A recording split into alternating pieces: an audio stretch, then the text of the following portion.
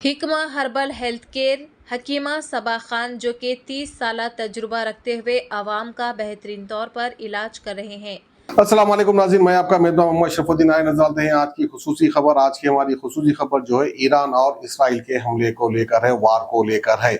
Israel और Iran ने Sunday के दिन यानी तीसरे दिन के लिए एक दूसरे पर हमला किया।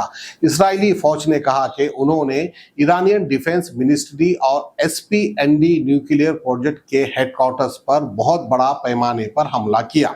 इसराइली डिफेंस फोर्स आईडीएफ के मुताबिक टारगेट्स में वो जगह भी शामिल थी जहां ईरान ने अपने न्यूक्लियर अचीव छुपाए रखे थे बात सही है, लेकिन शायद इसराइल को ये बात पता नहीं होगी या तो पता हो गई होगी, क्योंकि लगभग आधा किलोमीटर डाउन यानी सुरंग, उस सुरंग में जो है मिसाइल सिटी बनाकर रखी और वहीं पर जो है इसराइल का न्यूक्लियर वेपन भी है। शायद इस बात का इल्म ईरान को नहीं होगा। हमला तो कर दिया लेकिन बाल बांका भी नहीं हुआ। वहीं पर फिर जो है इसराइल जेरूसलम और तेल अवीव में रेड सायरन्स भी बजाए गए।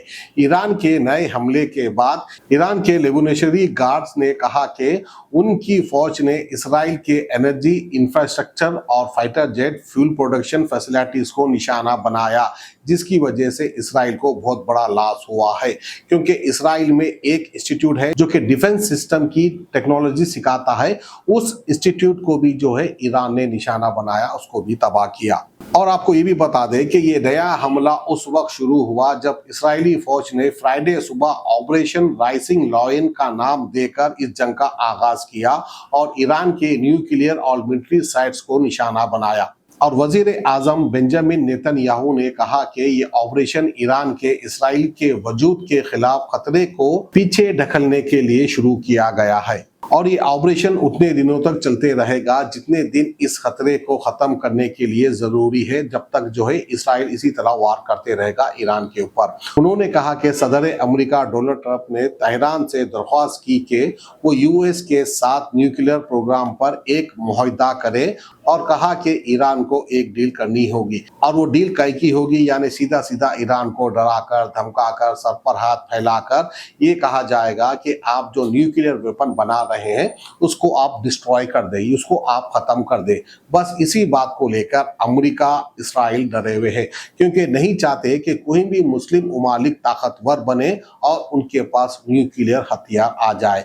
अब आप कहेंगे कि पाकिस्तान मुस्लिम कंट्री है, पाकिस्तान को परमिशन कैसे दे दिया अमेरिका ने?